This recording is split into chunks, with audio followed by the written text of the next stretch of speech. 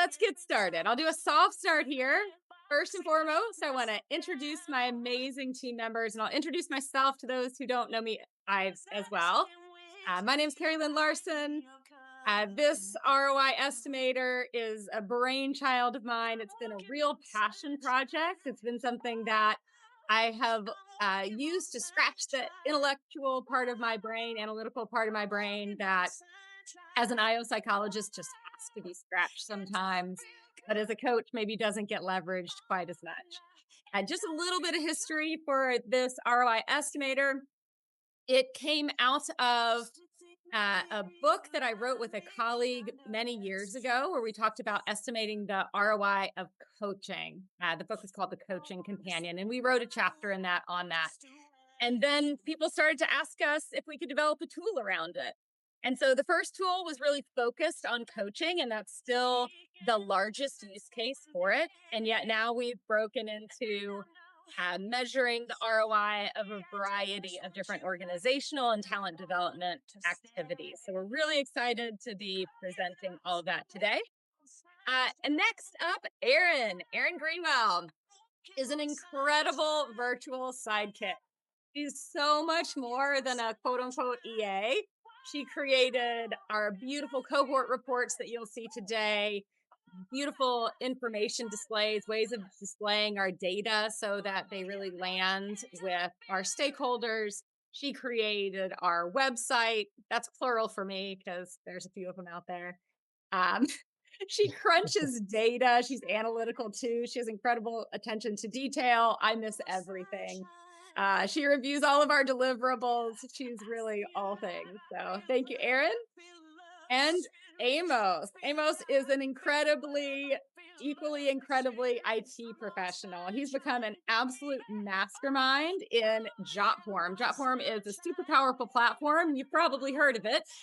And it is actually the platform that our ROI estimator is built on. It's super complex, but Amos is an incredible problem solver. He can figure out how to do anything. And all the formulas that generate our ROI estimates, they're super complex, super hard to get in there. It's not just AI doing something in a black box in the background. And Amos is behind all of that. So thank you, Amos. Thank you. Yeah. All right. So with that, I just want to thank everybody for attending.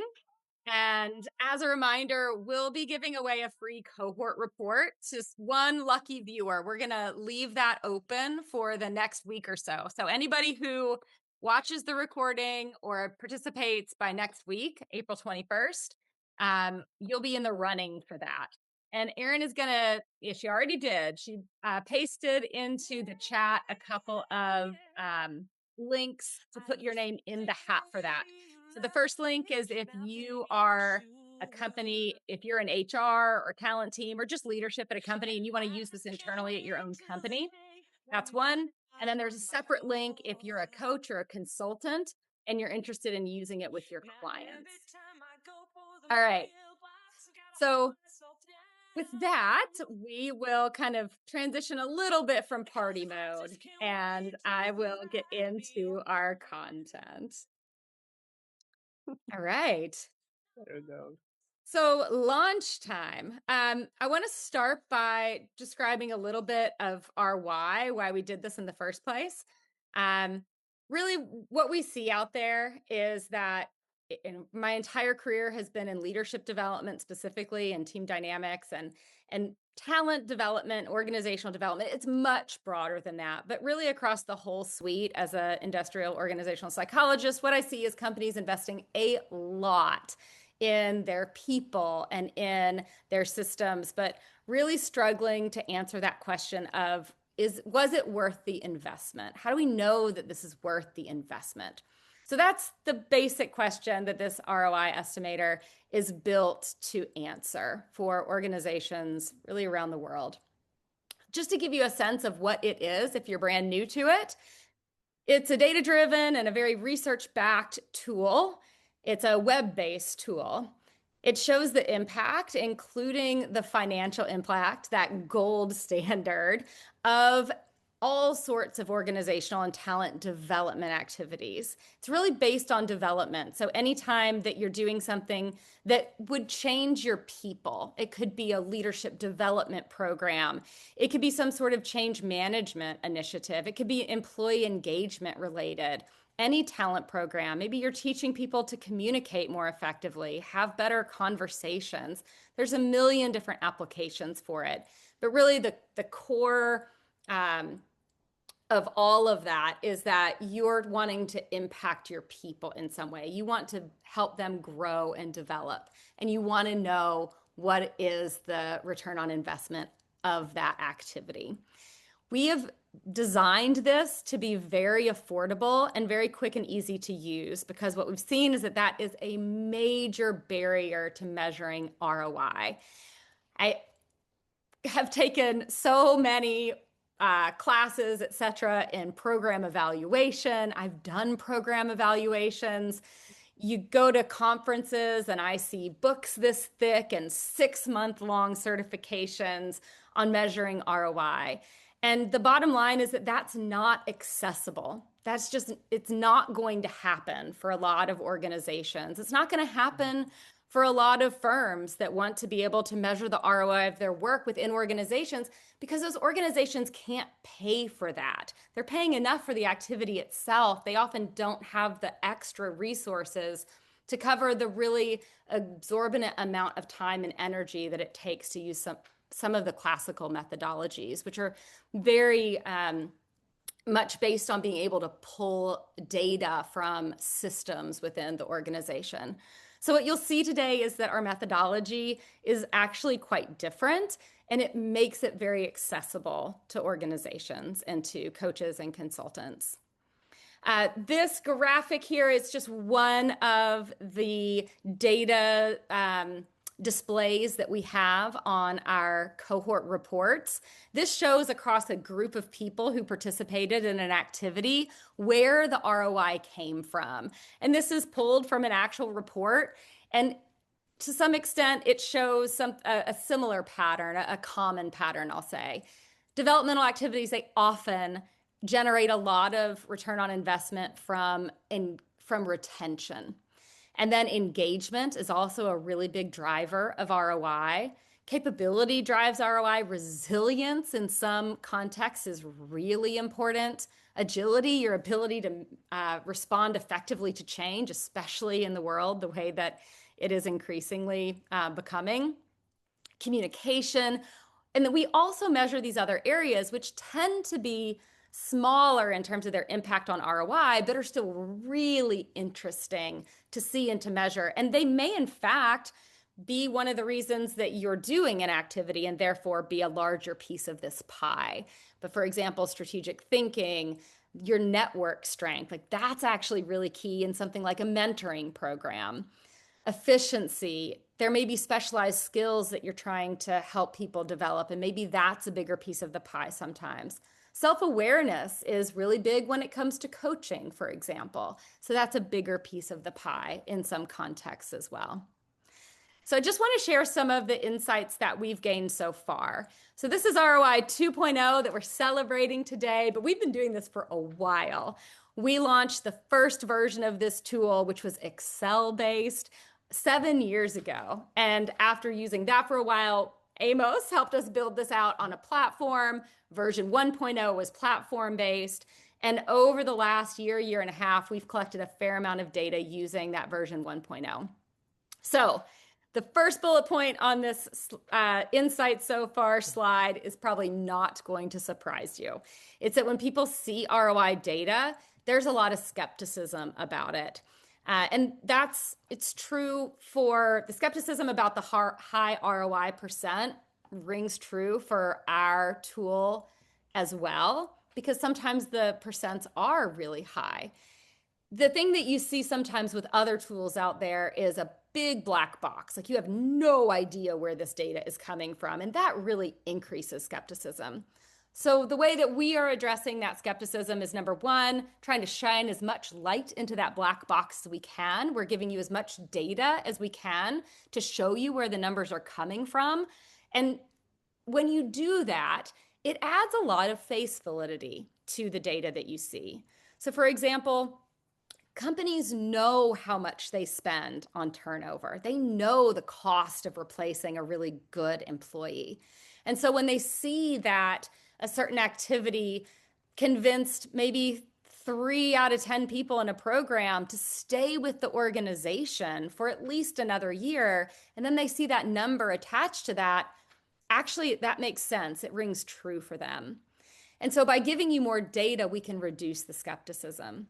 The other thing that we've done in this tool to reduce skepticism is we've built in as conservative of formulas and frameworks as possible.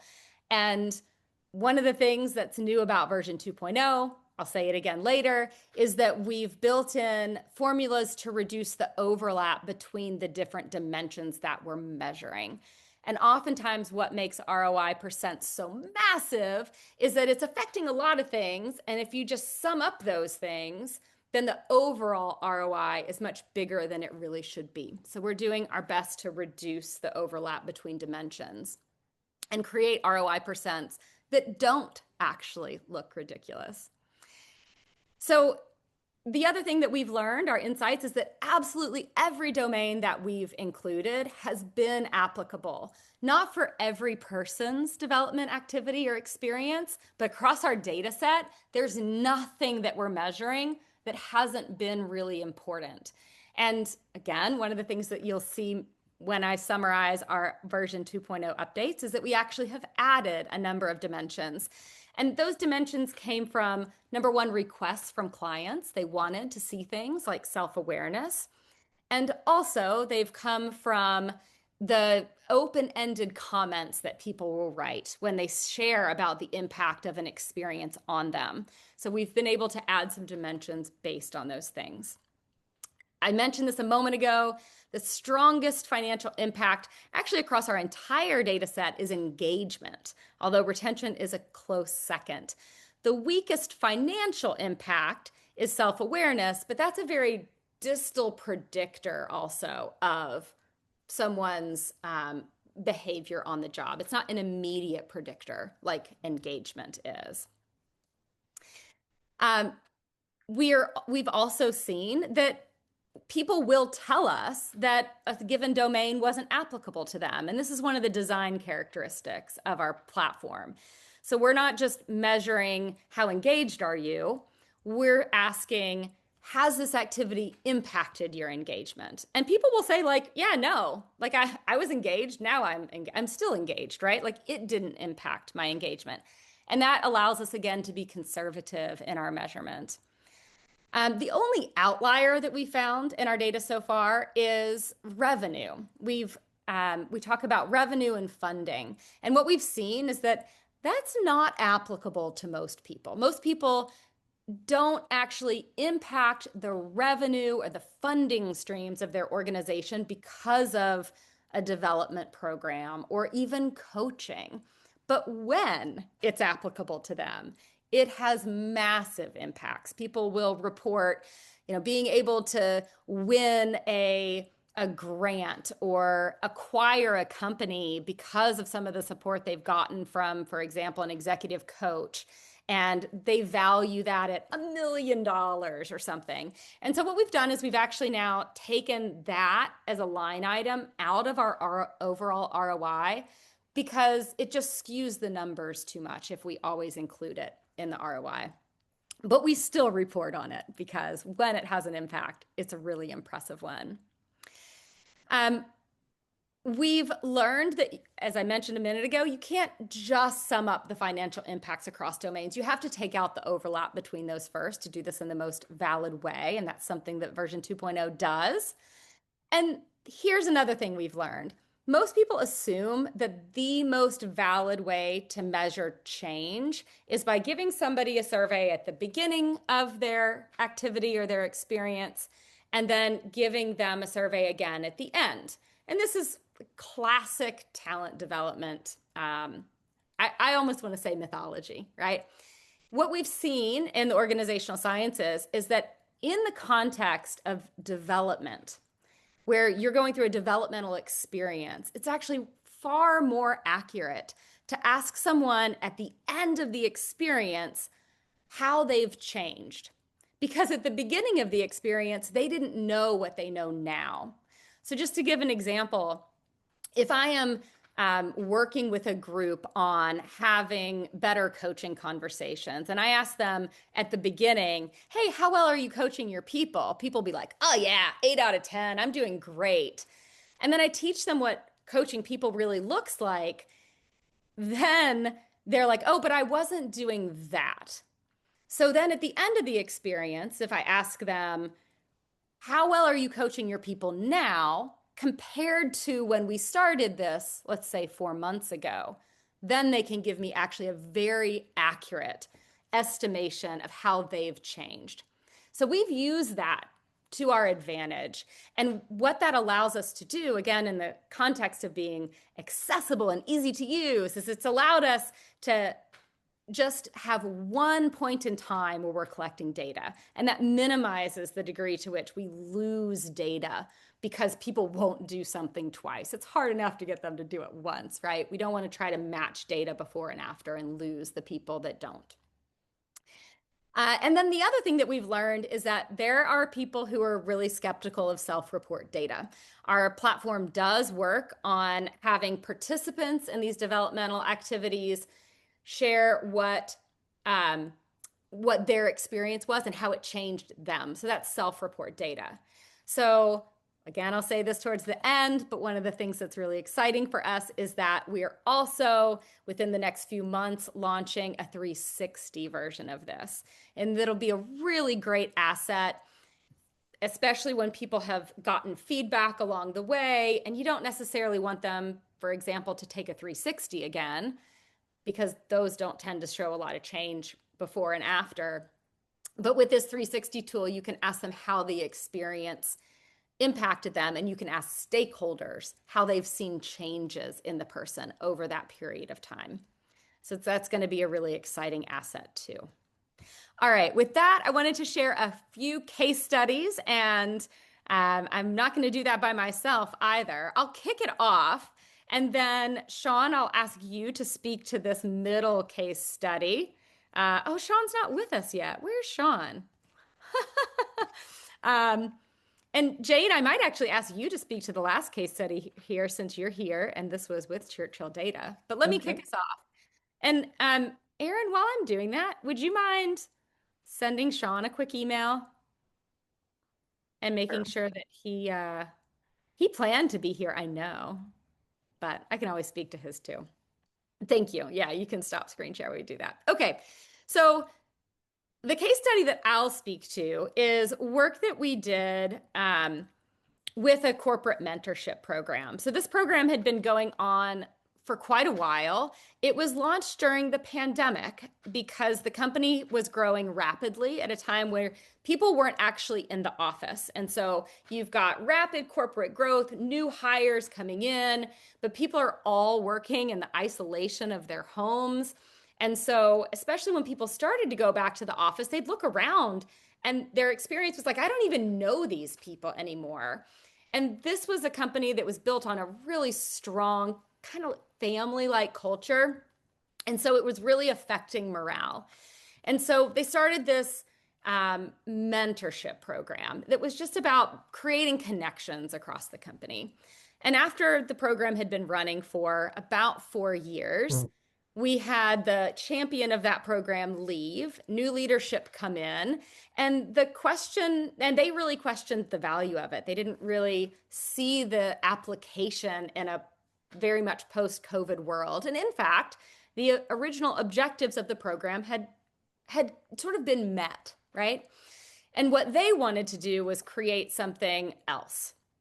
And so we used the ROI estimator during the final scheduled cohort of this mentorship program, which was already in progress when these conversations started to pop up, and collected such rich data on what people were getting from these connections across the company, even though they were back in the office and seeing people on a regular basis. What we were seeing was that people were breaking down silos across departments and having empathy for the challenges that others in the company were experiencing, and actually realizing that the problems that they were facing and trying to solve for in their department were actually very similar to the problems that other people were facing and solving for in their department in very different ways. And so there was the ability to create a lot of synergy.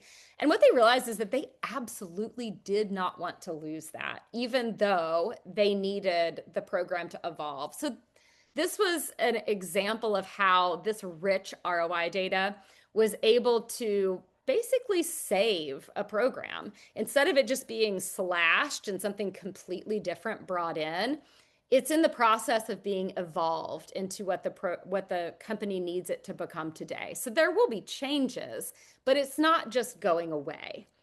So that was one example. Um, let's see here. Jane, the other one that I put on here was an example of an organization, and this was Churchill, an example of an organization that was leveraging high-level executive coaching, and then at the same time was wanting or was presented with a competing offer to offer very low cost coaching and the impact that that had on it. Do you want to try to speak to that, Jane, or do you want me to speak to it on our behalf? I'm not 100% what client this was for. Thank you for Yeah. trying to help me understand without Yeah. saying it.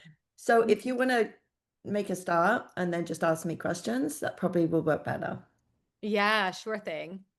Um, so the context was, as I explained, the leveraging what can be quite expensive, especially to scale across a global company, executive coaching. And then being presented with this offer of offering much more scalable because of a much lower price point coaching.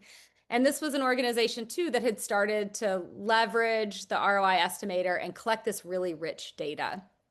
And I can speak to the impact too, Jane. And what I've heard from that client is that having that ROI data is what allowed the company and their talent team to justify the higher rate for executive coaching.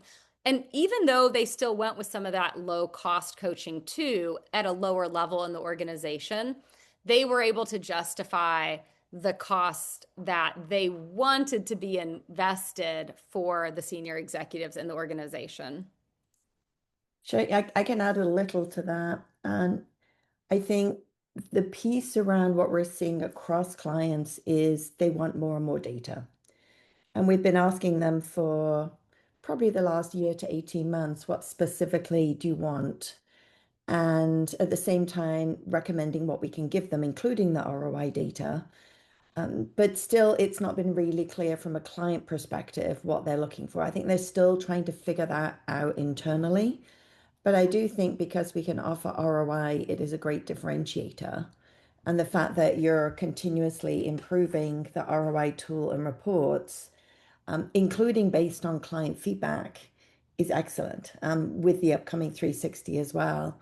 So I think while we still have to get clarity from this particular client and others in terms of the regular data they need from us to be able to not only justify the investment in coaching, I think that's part of it, but also make bigger, better decisions as they develop particularly their more senior talent long term. So the ROI ad is hugely beneficial. Yeah, thank you so much. And those are great observations too. So, since my colleague Sean couldn't be here today, I'll speak a little bit to this case study in the middle as well, because we were on the phone last week talking through it. So, Sean has, as a coach, integrated the ROI estimator into his work with all of his clients as well. And he related many stories to me, but one really stood out. He had a client that was referred for coaching for, as he called it, like sharp elbows, right? So being perhaps a little bit too harsh, speaking in a way that would, or delivering feedback or engaging with people in a way that would put people off or just create unnecessary friction. And So what we saw, what he saw, and then what the ROI report was able to show is that not only did he take that feedback that he received really seriously and make changes on it, but he also then leveraged the coaching in a whole new way. He really worked with Sean to think about his strategy, the strategic direction of the organization. And the ROI from that set of activities was equally large. It had a massive impact on the company's success. So I love this idea that, sometimes when we start out a coaching engagement, and with traditional ROI methodology, we have goals. And a lot of methodologies that exist are about the degree to which we met our goal. So this case study was a great example of the fact that if that's all that his ROI was measured on, the degree to which he met that goal of engaging with people with a little bit more care and compassion, then you wouldn't get the full story of the ROI because he didn't just accomplish the goal he set out for, he also leveraged his coach for so much more. And again, that's what this methodology frees us up to do, is not be constricted to the goals that we have for our programs or activities, but actually to really open up the aperture and look at all of the ways that one can grow and be impacted by their developmental experiences. All right. So with that, I want to give you just a preview of what the participant experience with the ROI estimator looks like. I am going to hijack the screen, Erin. Thank you so much for sharing that as we went. So this is our ROI interview. So if I'm a participant, let's say in a leadership development program or any other program, or in the context of coaching, this is what it's going to look like. And I actually think this version references coaching. So it gives a little bit of instructions. It starts by asking participants to contribute a little bit to our understanding of costs. Now, a lot of the costs are programmed in already based on the activity, or if a coaching engagement, they're entered by the coach in a previous order form. But here, for the participant, we're asking them how much time they invested. So in this case of coaching, maybe they had 12 hours of coaching, but maybe they spent another hour or so around that preparing or doing their coaching homework. A lot of development programs actually have expectations of you outside of class time. So we want to capture the entire loaded cost of the participant. And then a lot of experiences also actually pull on the cost of other people's time as well. So in the context of coaching, there's often a 360 involved. And so we're actually factoring in those costs too. And all of this is to be, again, as conservative as possible in terms of our measurement, because the cost of something, it's not just what the organization paid to maybe bring somebody in and deliver it. It's also the cost of time. And the cost of people's time is often much more, actually, than the raw cost of the activity. And then you'll see here that we ask people to indicate a salary range. And the reason for that is that a lot of the formulas in our methodology are based on utility analysis. Utility analysis is a well-established methodology from behavioral economics and organizational psychology as well. And basically what it does is it says that if you can map a change in someone to their performance, and then if you know something about their salary, then you can generate that financial return on investment. And that's what we're doing with a lot of the dimensions that we measure. All that's happening behind the scenes. The individual does not have to know how to do that math. We're doing it all for them. And yet it makes it really easy. So then when it comes to impact, you see here, if I scroll through, like all of the domains that we're currently measuring. And if you click on any one of them, for example, I'll use creativity, which actually isn't a very common one, but nonetheless, some things are designed to really get people thinking more creatively. So if you say small, moderate, or large, then it will ask follow-up questions. for this domain of creativity, it asks before, in this case, the coaching engagement is the activity. What percent of the time were you able to generate novel or useful activities when your work required it? So not like in general, but when your work required it. And so somebody might say, okay, before this program that I attended on design thinking, for example, I'll use a creativity-based example. Maybe I felt like I could do that 75% of the time. And maybe now I feel like I can do that maybe 85% of the time. So we've got a 10% differential. And again, just based on the dimension, you will have different questions. Network strength is one I mentioned is very common with mentoring. So the real interesting thing about network strength is it's not about how many people you know. That's not what generates your return on investment. What actually generates a financial return on investment is the degree to which people come to you when they need you. So the questions here are specific to your role in the organization's advice and trust network. So if you say that before, again, in this case, it was a coaching engagement, but maybe it was mentoring, before I was sort of an occasional go-to. People would come to me occasionally, but now people come to me much more frequently. Then that's going to generate a financial return on investment. Again, you can see retention is one that I mentioned generates a lot of ROI when it's applicable, but somebody could easily say like, nope, not applicable to me. But it's also one of a few dimensions we have where we're looking at ripple effects as well. So we ask here, how much has coaching influenced your own engagement? And then we also ask, has this coaching engagement had an impact on your ability to retain top talent? So maybe I always plan to stay, but because of the great coaching I've gotten, I've had other people who now have talked to me about the fact that they're much more likely to stay. So I might say, yeah, actually, it did. There were a lot of factors, but we'll say it had a moderate effect. And then it actually just captures how many strong performers have indicated that they plan to stay because they want to continue working with the organization. And maybe how many strong performers have indicated that they plan to leave due to changes that you've made. And I want to highlight this piece.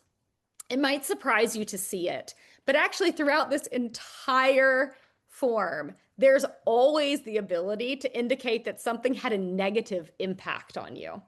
So you could actually say like, actually, I've made a bunch of changes and now like a few people want to leave, right? Because they don't like the changes I've made and they're great performers. So this is actually going to be negative ROI. In the numbers, it will show up as negative. And again, that's actually something that you could do on any dimension. You could always say that a program or activity took so much of my time that now I'm less efficient getting my work done or something like that. So people fill out all of these pieces. There's a couple of final questions. Your typical, would I recommend this to others, for example. We also capture open-ended testimonials. And then once someone submits this, they will immediately to their inbox get a detailed client report. So I'm going to screen share that for you as well. There's 3 reports that are generated. The first is this detailed client report. Right off the bat, I want to say that this is a report that we treat as confidential between either the coach and their client or the facilitator of the program and the person participating. The reason is that people, if you want them to be honest about things like, do they plan to stay with their organization or any of the items, then we need to make sure that we're protecting the confidentiality of that very detailed data. And this report is very detailed. So just like a 360 report that someone gets, or even if you fill out like a DISC assessment, those reports are really considered confidential unless that person chooses to share it. So we don't want to be divulging people's personal information. So that's how it's presented. We have obviously just some context here, and then we get into the data. So as I mentioned, we don't want things to be a black box. We're really trying to present how did we get to this number. So you can see for communication, the person said, small impact. I felt like I was effective 75% of the time. Now maybe 85. Here's some specific impacts. Here's the financial impact. For this one, it was $2,100.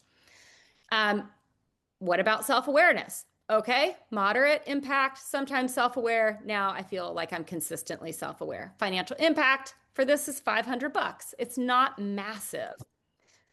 For this person, they said really no impact on agility, really no impact on my resilience, no impact on my own engagement, but moderate impact on my ability to engage others. And they reported that a couple people are slightly more engaged due to changes they've made. And you can see that engagement, as I mentioned, is a pretty strong driver. So this is 30,000. And actually, they reported that one person was much more engaged, and that's going to drive that as well. Efficiency, small impact. They feel like they're saving a couple hours a week. And then there's an open-ended box here where they're talking about, they're just giving some context to that. Financial impact was about $1,500. Creativity, not applicable. Strategic thinking, not applicable. Network strength, a bit. Occasional go-to to known resource. And the financial impact was a little less than 4,000. So I'm just going to keep scrolling. And you can see that on the final page, we present the testimonial. And then the total loaded cost, including all of those people's time, the total financial impact, the return on investment. And then we also provide, thanks to Jane and her feedback, the value generated per $1 invested. So 200% ROI, that sounds really big, but really just that means that for every dollar I invested in this, I'm getting $2 in value back. So that just helps explain it a little bit more.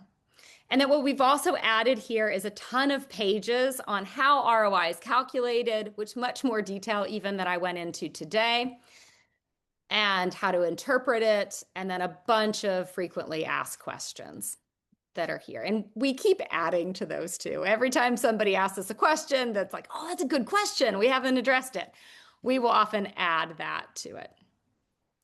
I also want to share our cohort report.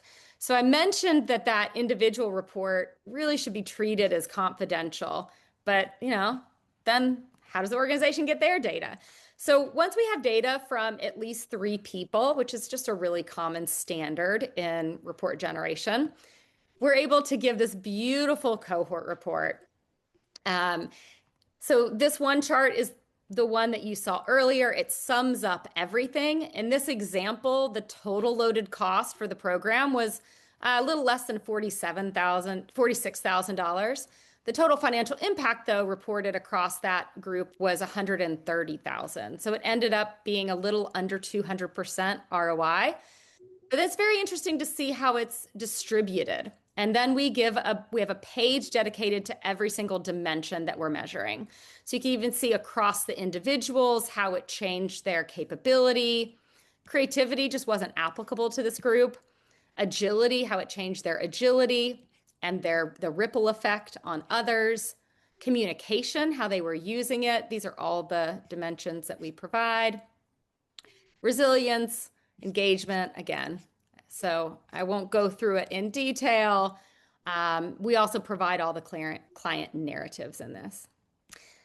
And then again, at the wonderful prompting of Jane in this case, we also have created a summary report that you can share or that will be sent to the organization's point of contact for just one individual filling out the form. Because the trouble that we were running into is that, especially with something like coaching, where there tend to be one-off engagements, if the organization has to wait 6 months for 3 people to complete coaching engagements before they see that cohort report, that's just a big data delay. And we really wanted to be able to provide detailed information to our HR and internal partners faster. So this is our new summary report template. It has the same information up front And then really the data is simply grouped across domains. And as you can see, it is much less detailed, but it still gives you some great information. It gives you that total cost loaded with their time. We have three dimensions: interpersonal effectiveness. And you can see that for this example, this individual, that was something, but it was quite low. Execution and delivery was a chunk of impact, about 46% of the ROI. And then we have three measures of organizational vitality: their engagement, their retention, and then that elusive category of revenue and funding. And for this group, it was, for this individual rather, that added up to about 22,000.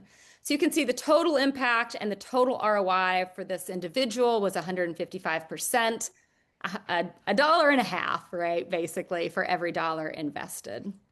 And it has the same pages that follow with FAQs as well. So again, this one is designed for whoever the champion or point of contact is.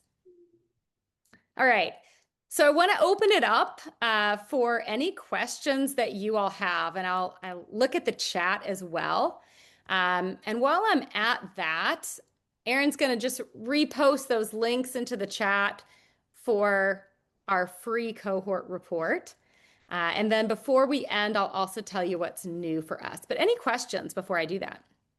Hi, yeah, I do have a couple of questions. I put one question in the chat so everyone will see that. I won't repeat it. So great to see that HR will get a summary report on one leader. Do we need to get permission from that leader to for HR to get that report? Like how do we set that expectation so there's no surprises? Yeah, it's disclosed when they fill out the form that their HR representative will get a summary report that presents high-level data. Uh, Okay. so we're telling them up front, and generally, and then we right under that, if you have any questions or concerns, contact our team. So we're really trying to avoid like having somebody have to go that one extra step to like approve Yeah. it or disapprove it, and just inform them. Excellent. Yeah. Just in case someone missed it, it's clearly there. Yeah. So then when a client has multiple people, do they get an individual, like how does that work? So when an organization, for example, has multiple people going through something, Correct. yeah.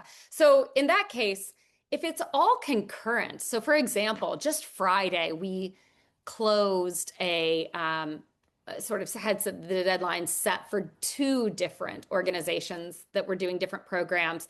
So we said, deadlines by Friday to complete this. And then just this week, we're pulling together those cohort reports.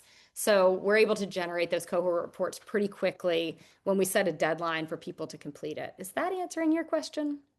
No, it's more around the report that HR would get. So let's say we've got two scenarios. One, 10 leaders are getting coaching all at the same time.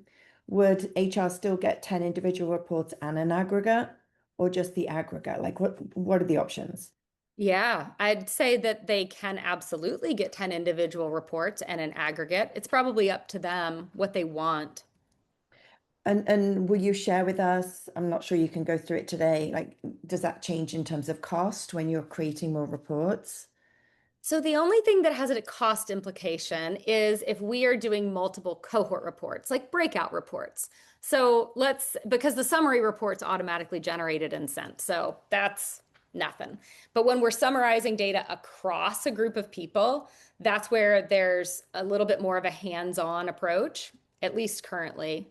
Um, and so if you had uh, 12 people in a leadership program and six of them were VPs and six of them were directors, and you wanted to know if there was a different ROI between the directors and the VPs, then Hmm. we would charge a small amount, a nominal fee Okay, to that's run fair. two different cohort reports. Yeah, yeah, to split and identify the data. So there's no charge. Going back to that example, 10 in a cohort, they're all going through executive coaching at the same time.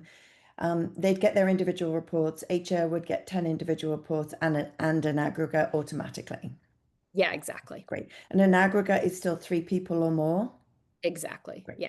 Now, let's say an organization is doing coaching here, there, and everywhere, not as a cohort. One starts in January, one starts in February, one starts in April. Um, they'd get the individual reports, that's clear. How would the aggregate work? Because you know what's going to happen. They'd be like, oh, we've got three people, we'll get an aggregate, but now we've got two more. Can we get a new aggregate? Like, Yeah. how would that play out? It's a very good question, and it's a bit on demand. So we can generate an aggregate whenever someone asks for one. There's a small fee every time we're generating that cohort report. So a good example is an organization who maybe just says, "Hey, let's do this quarterly," and then we're adding data for each quarter, and then Hmm. at the end of the year they have like an annual report. Or if they have enough people participating in the example of coaching where it's people aren't starting and finishing at the same time, um, then they could have like quarter one report, and quarter two could be just people who finished in quarter two. But you'd have to have a lot of people doing that. So we probably need to understand that because there would be the extra charge for the extra aggregate reports. Okay, so let's talk about that on the back end so we can build those into client expectations. And those are my questions. Thank you. Thanks to all of you. Yeah, great questions. Tim, Chelsea, any questions?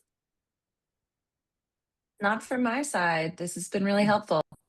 Same here, not from my side either. You actually answered some questions I had about tracking ROI within organizations, so thank you for that. Yeah, absolutely. All right, so I just have a couple more things. I just wanted to summarize kind of what's new in our version 2.0 and what's next for us, which is pretty exciting. So in terms of what's new, I mentioned we added some domains. There were four of them that are added. So self-awareness, agility is one of our new ones, creativity is actually one of our new ones, and network strength as well. Our overall ROI factors out research-based overlap between dimensions. So actually a question that wasn't asked is like on the back end, like what are those formulas? How are they being derived? They're being derived based on existing research, often almost exclusively meta-analyses. So that's a very formal term, but basically a meta-analysis is, let's say there have been 30 research studies over the last 5 years on the impact of agility on someone's performance. And then the practice of meta-analytic reviews has just blown up because of our ability to work with big data. So there's researchers that just specialize in looking at all 30 studies and looking at the average relationship between something like change in agility and change in performance. So we're actually pulling from that research literature, and that's what our formulas are based on. And that's true for the overlap in dimensions as well. So for example, our version 1.0, it did not factor out the overlap between engagement and retention. And yet, there's meta-analytic studies that suggest that there's about 50% shared variance between those two. In other words, if I change my engagement, if my engagement goes up or down, my intention to leave goes up or down too, right? I become either more likely to stay with my organization or more likely to leave my organization. And so we're now factoring that out. And then these reports that I just showed you, they are a big upgrade from our version 1.0. And I give Aaron all the credit on that. And actually, Amos too, designing the automated reports in Jotform. Oh my goodness, that's been such fun. He's going to give a good laugh for that one. Not so much fun. It's So, been fun. It's been really yeah, fun. right. You know. So, just to close us out, what's next for us? We are already applying this tool to more and more applications, a greater variety of organizational and talent development activities. The one criteria that we really have is that the activity needs to be something that occurs over time. Because I mentioned that we're asking people to think about what's different from them now versus before. And if I'm in a 1 day workshop and you ask me what's different now between 8 a.m. and how that's translated into my actual showing up at work, the answer is 0, right? I haven't done anything yet. And you could ask me 6 months from now how that one day workshop changed my example of agility at work. And you might get some change. But generally speaking, what we know about any sort of organizational development, talent development initiative is that spacing is really important, reinforcement, accountability. And so if someone does is show up for one day and does something, and there's no other touch points for 6 months, and then you drop an ROI interview into their inbox, my guess is you're not going to have a very high ROI. So what we've said is we really want to focus this on initiatives that take place over time. And how long? Well, it depends on the intensity of the initiative. If it was 1 month intense, great. It could be 6 months with very small, little touch points, right? Great. So we will work with you on that to make sure it makes sense. This summer, we are planning to launch our ROI 360. That's very exciting. And then we are also launching over the summer an ROI certification. So it'll be just a single day certification. We will cover traditional methodologies, how our methodology is different, really understanding how each of our domains is measured and how that's translated to ROI, like getting into the numbers and the formulas. And then we are also, so we have one scheduled in, I believe, June, and another one in person scheduled in my hometown of Arlington, Virginia, in October. Registration for those is open. And as Erin will drop into the chat, if you watch this and are interested in certification, we're offering 20% off of that certification to get started. We just launched registration today, so we're excited. And then we are really interested in research endeavors as well. So if anybody out there is listening and is interested in being able to compare, for example, the ROI between AI chatbot coaching and human coaching, or coaching versus no coaching, just a complete controlled study, or anything else, we are very interested in partnering with you to do that. We love to be analytical with this and to look for the sort of diamond of insights in the rough of all the data. So just reach out. ROI at roiestimator.com gets to us, and we're excited to partner. All right. So thanks everybody for coming. That brings us right to the top of the hour. Thank you, Appreciate Carrie. you. Love that ongoing research. Super exciting. Absolutely. Erin will get to crunch more numbers. All right. Thanks again, everybody. Thank you all. Appreciate it. Bye. Thanks. Have a great day.